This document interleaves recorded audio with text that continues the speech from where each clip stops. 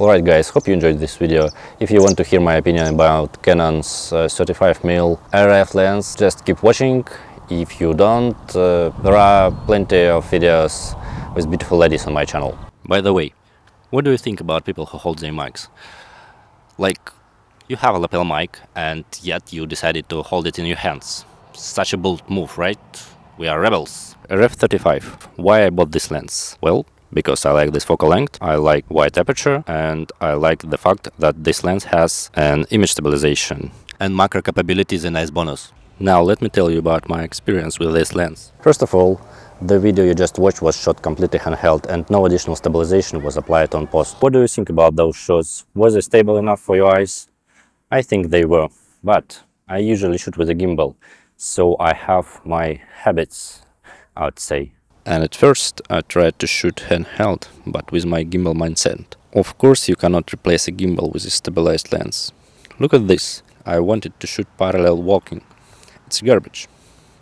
So no walking, just body movement, leaning towards, backwards, from side to side. It limits your choices very much. You have to think twice about every movement. So I'm not selling my gimbal, but I already sold my camera cage because I'm not going to shoot handheld on a daily basis, and for occasional use it doesn't matter if you have a top handle or not. And as I mentioned in my camera cage review, I cannot stabilize my camera in a camera cage in my gimbal. Not stabilize but balance. But what about an image quality?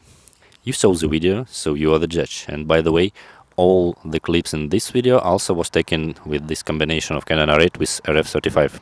And I'm not the guy who wants to shoot color charts and tables and brick walls to prove that this lens is better than that lens. I'm not that guy.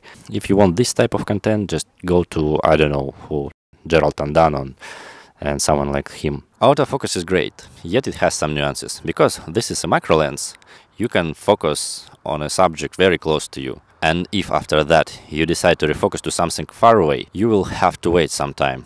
And if you have an R8, you will be pleased with the presence of an autofocus switch on a lens and two rings instead of one.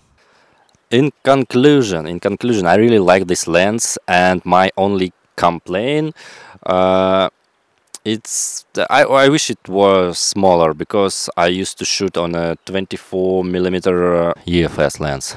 It's a pancake lens, very thin, very small, but I guess you cannot bend the laws of the physics, so Canon engineers, they have to find a room for an image stabilization, for a wide aperture. They have to put it somewhere, right? So if you like this focal length, I think this lens is a good option. To be honest, this is the only option if you are not willing to adapt lenses. Speaking of which, recently I bought an interesting lens, which is widely used in Hollywood. So if you are interested, maybe subscribe to the channel, I don't know. See you.